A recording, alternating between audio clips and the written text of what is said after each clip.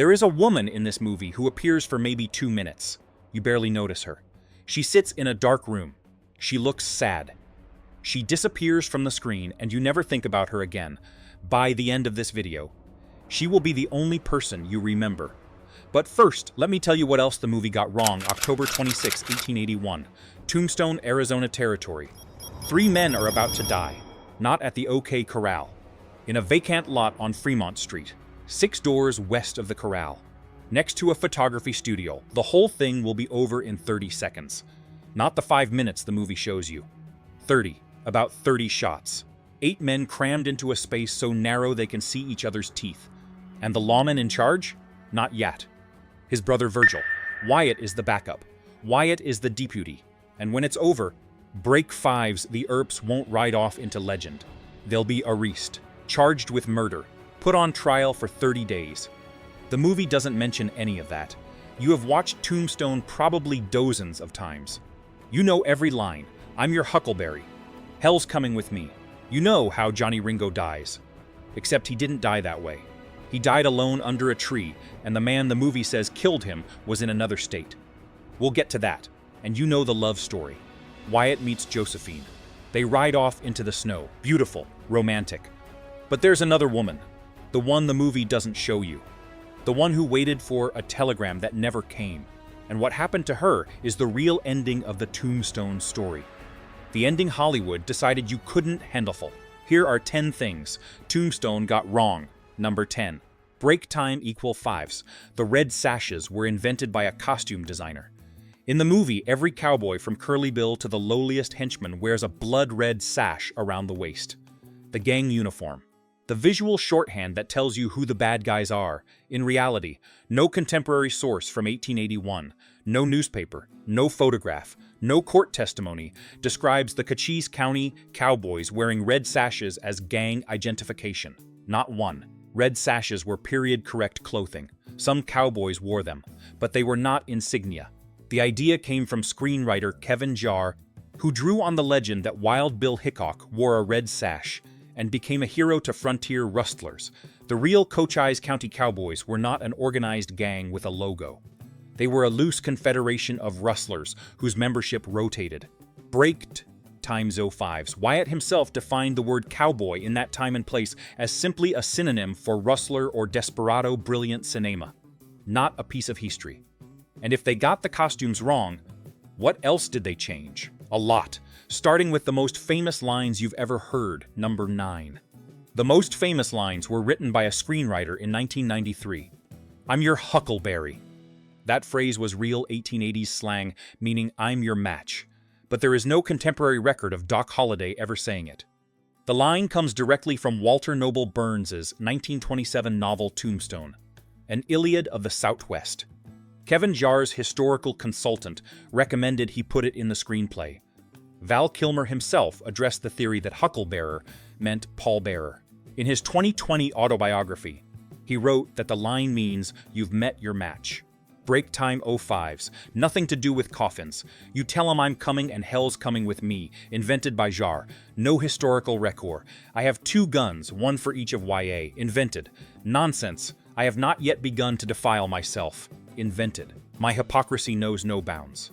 Invented. One famous line is verified. Doc's last words, "This is funny," reported by nurses at the Hotel Glenwood in Colorado on November 8, 1887. Doc looked down at his bare feet and realized he was dying without his boots on. He had always assumed he would die wearing them. "This is funny," he said, and then he was gone. That one is real. Almost everything else is Kevin Jarre. Now, about that 30-second gunfight and the man who was actually in charge, number 8. The gunfight lasted 30 seconds, and it wasn't at the OK Corral. The movie stages the showdown as a long, break time 5s dramatic battle around the rear gate of the OK Corral. Multiple beats, dialogue, reaction shots. The real fight lasted approximately 30 seconds. About 30 shots fired. The location was a narrow, vacant lot on Fremont Street, right beside C.S. Fly's photography studio. The actual OK Corral fronted Allen Street, 1 block over. The lot was so cramped that the 8 men were within feet of each other when shooting began. The movie gets the casualties right. Billy Clanton, approximately 19 years old. Tom McClory, Frank McClory. All three dead. Virgil Earp shot through the calf. Morgan Earp shot across both shoulder blades, the bullet narrowly missing his spine. Doc Holliday grazed across the hip. And Wyatt? The only participant on either side who walked away completely unharmed. That part is true. Breakpoint 05s, in 30 seconds of close-range gunfire, with bullets flying from every direction, Wyatt Earp was not hit once. Even history can't explain that. Number 7. Virgil was the real Lawman. Wyatt was the backup. Kurt Russell's Wyatt is the leader. The man with the bad. The man giving orders. In reality, Virgil Earp was the Deputy U.S. Marshal for Eastern Pima County and the Tombstone Chief of Police. He held both positions. Wyatt and Morgan were only temporary deputy marshals sworn in by Virgil for that day specifically. It was Virgil who decided to enforce the town's gun carry ordinance. It was Virgil who marched the group to Fremont Street. And it was Virgil who shouted the words that started everything. "Throw up your hands, I want your guns." Historian Casey Teffertiller said it directly. Break time .05s, much of what Wyatt has been credited with was actually Virgil's doing. But here's the thing, Virgil got shot. On December 28, 1881, an ambush from a building under construction shattered his left arm with a shotgun blast. He never regained full use of IT. Then Morgan was assassinated on March 18, 1882, shot through a glass door while playing billiards. The bullet hit his spine, that left Yacht. The backup became the lead. And what Wyatt did next, the vendetta ride that the movie turns into a triumphant montage, actually started with him being charged with murder. Which brings us to the thing the movie completely skips. Number 6. The Earps were arrested for murder. The movie pretends this never happened. In the movie, the town turns on the Earps emotionally. Angry looks. Tension. But the legal aftermath is completely abducted. Break time .05s. Here is what actually happened. 4 days after the gunfight, on October 30, 1881, Ike Clanton filed murder charges against Wyatt, Virgil, Morgan, and Doc Holliday. All 4 were arrested. Justice of the Peace Wells Spicer conducted a 30-day preliminary hearing. Witnesses were called. Testimony was sworn. Sheriff Johnny Behan and every cowboy-friendly witness said the Earps had fired on men with their hands raised. The Earps were briefly jailed. On November 30, Spicer ruled the defendants fully justified. But even in his ruling, he called their actions, and this is a direct quote, injudicious and censurable. The judge who cleared them still questioned their judgment. Yale University Press published an entire book about it. Murder in Tombstone. The Forgotten Trial of Wyatt Earp. It is forgotten because the movie forgot it. Break time .05s. And speaking of things the movie invented, remember, Johnny Ringo, the brilliant, tortured, Shakespeare-quoting gunfighter, the man Doc Holliday faces in the film's emotional climax? Almost none of that was real, and his actual death is stranger than anything a screenwriter could have imagined. But we'll get to that. First, let me tell you about the real Doc Holliday. Number 5. Johnny Ringo was not a Shakespeare-quoting intellectual. Michael Biehn's Johnny Ringo is one of the great movie villains. The brilliant, tortured mind quoting Latin and philosophy. Doc Holliday's Dark Mirror. The real John Peters Ringo was born May 3, 1850, in Greens Fork, Indiana. A working-class family. There is no evidence he attended any college despite the persistent "my." The Texas State Historical Association is blunt. Most of his romantic reputation is my break time .05s. He was probably somewhat better read than the average frontier rustler. But the Latin scholar of the movie is fiction. The real Ringo was a Mason County War veteran, a reserved alcoholic, and a loner who once shot a man dead in Tombstone for refusing to drink with him. By 1882, friends reported he was depressed, drinking constantly, and talking about a feeling that death was coming for him. And here is the detail the movie completely inaugurates. Johnny Ringo was not even at the OK Corral gunfight. He was visiting his sisters in California that day. His entire role in the film's central event is invented. His death is coming later in this video, and I promise you, it is nothing like what the movie showed you. Number 4. Doc Holliday probably only killed 2 or 3 men in his entire life. Val Kilmer's Doc is a killing machine. Charming. Break time equals .05s, deadly. Unstoppable, despite the tuberculosis eating him alive. The real John Henry Holliday was indeed a Georgia-born dentist who graduated from the Pennsylvania College of Dental Surgery on March 1, 1872. He genuinely had tuberculosis. His mother died of consumption when he was 15. Coughing fits during dental procedures drove his patients away. He moved west for drier air, but his kill count? Historian Gary Roberts spent years cross-referencing every documented gunfight involving Doc, and concluded he personally killed perhaps only 2 to 3 men with certainty. Tom McLaury at the OK Corral, possibly Frank McLaury, and possibly Florentino Cruz during the Vendetta ride. The mythology of Doc as a mass killer comes from Bat Masterson's lurid 1907 magazine articles and Stuart Lake's 1931 biography. He was dangerous. He was volatile. Break Time EU5's contemporaries described him as moody, a heavy drinker, with a brutal temper. He weighed about 130 pounds, prematurely gray, ash pale, but the elegant southern gentleman calmly outgunning roomfuls of men. That is Val Kilmer. That is not John Henry Holliday. And if Doc wasn't the killer the movie says, then who was Wyatt really? Because the movie tells you he was a retired lawman of principle. The historical record tells a very different story. Number 3. Wyatt Earp was a horse thief, a brothel keeper, and an arrested vagrant. This is where the legend breaks. March 28, 1871, Indian Territory. Wyatt Earp was arrested for horse theft. He escaped the Van Buren, Arkansas jail with 5 other prisoners by prying through the ceiling and lowering themselves on knotted blankets. 1872, Peoria, Illinois. Break Time 05s, arrested multiple times for being found in a house of ILL fame. On September 10, arrested aboard the Beardstown gunboat, a 50-foot floating brothel on the Illinois River. Newspapers described him as an old offender. In Wichita, Kansas, his brother's wife, Bessie, and Wyatt's companion, Sally, ran brothels.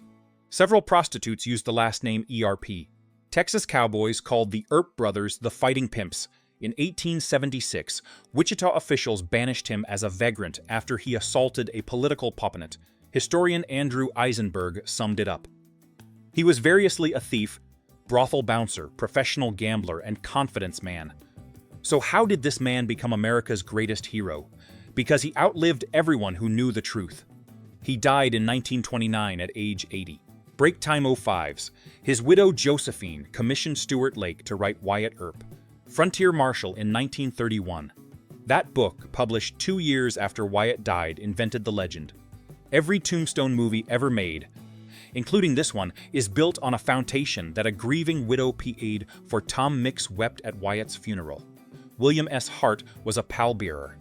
The mythology was already being written before his ashes had coalesced. And that brings us to the woman Wyatt left behind, the woman waiting for a telegram in California. We're almost to her story. But first, the death of Johnny Ringo No. 2. Johnny Ringo died alone under a tree. Doc Holliday was 670 miles away. You've been waiting for this. In the movie, tubercular Doc rises from his sickbed, rides out to the oak grove, faces Ringo, says, "I'm your huckleberry," outdrows him. Break Time .05s. The crowd-pleasing moment that made Val Kilmer a legend. It never happened. Ringo's body was found on July 14, 1882, slumped at the base of an oak tree in West Turkey Creek Canyon. A single bullet wound to the right temple. Exit wound at the back of the head. His revolver hung from one finger by the trigger cord. One shell expended. His boots were missing. His horse was found later with the boots tied to the saddle. A neighbor reported hearing one shot the previous day. The coroner's verdict was suicide. Ringo had been drinking heavily for weeks. He was despondent. Friends said he had been talking about death as if it were already dead. And Doc Holliday? Pueblo County, Colorado court records place him there on July 11 and again on July 14. The Pueblo Daily Chieftain reported him in Salida on July 8th and Leadville on July 18. Break Time 05s. He was approximately 670 miles from Turkey Creek Canyon. With an Arizona murder warrant hanging over his head, he could not have been there. The Doc versus Ringo duel was lifted almost word for word from Walter Noble Burns's 1927 novel. Not from history, from a book. Johnny Ringo died alone under a tree, probably by his own hand. And the man the movie says killed him was in another state. Now, the woman I told you about at the beginning of this video, the one who appears for 2 minutes, the one you barely noticed, Here is what happened to her. Number 1. The woman Wyatt abandoned. The death the movie never shows you. Her name was Celia Ann Mattie Blaylock. She was Wyatt's common-law wife from roughly 1873. She followed him to Tombstone. She was there through all of it. The gunfight, the ambush, the vendetta. The movie shows her as a sad, break-time 05's, drug-addicted figure played by Dana Wheeler Nicholson. She appears in a handful of scenes. Wyatt's eyes drift toward Josephine Marcus. Mattie fades. And the movie moves on. Here is what the movie does not show. After the vendetta ride, Wyatt sent Mattie with the Earp women to Colton, California. He promised to send a telegram telling her where to reunite. She, with the telegram, never came. Wyatt had taken up with Josephine Marcus Instihad. The relationship started while Wyatt was still with Mattie, and while Josephine was still living with Sheriff Johnny Behan. The movie sanitizes this into a romantic courtship. The reality was two relationships being destroyed at the same time. Mattie had nothing. No husband, no money, no family in Arizona who would take her in. She returned to prostitution. She drifted from Globe to Pinal City, Arizona. Break time .05s on July 3, 1888, she took a fatal dose of laudanum mixed with alcohol. A witness at the coroner's inquest reported that Mattie had said Wyatt Earp had wrecked her life. The official ruling was suicide by opium poisoning. She was 38 years old. Her grave sat unmarked for decades. And here is the final detail. Josephine Earp, the woman Wyatt chose, spent the rest of her life keeping Mattie out of the historical record. She pressured writers. She threatened publishers. Mattie's existence was not widely known until researchers rediscovered her in the 1950s. A quarter century after Wyatt and Josephine were both dead, the movie shows you Kurt Russell choosing Dana Delany. It does not show you what that choice cost. Rapid fire, recap: the red sashes were invented by a costume designer. The famous lines were written by a screenwriter. Break time 05s. The gunfight lasted 30 seconds and wasn't at the OK Corral. Virgil was the real Lawman, not Wyatt. The Earps were arrested for murder and tried for 30 days. Johnny Ringo was a depressed alcoholic from Indiana, not a Latin-quoting genius. Doc Holliday killed 2 or 3 men in his entire life. Wyatt was a horse thief and brothel keeper before he ever pinned on a bad G. Johnny Ringo died alone under a tree, and Doc was 670 miles away. And the woman Wyatt abandoned killed herself with laudanum at 38, saying he wrecked her life. You watched Tombstone. You loved every second. So did I. It is one of the greatest westerns ever made. But it is not what happened. If this changed how you see the movie, hit that subscribe button. We tell these stories every week. The real versions. The ones without clean endings and satisfying revenge. At the end of the movie, Wyatt and Josephine ride off into the snow. Music swells. The hero gets the girl. The credits roll. But somewhere in Pinal City, Arizona, there is an unmarked grave. And in that grave is the woman who followed Wyatt Earp across a territory. Who waded through a gunfight, an assassination, and a vendetta ride. Who stood by him through the worst year of his life. And whose reward was a promise, a silence, and a bottle of laudanum. Hollywood gave Wyatt Earp the ending he wanted. History gave Mattie Blaylock the ending she got. That's the difference between a movie and the truth.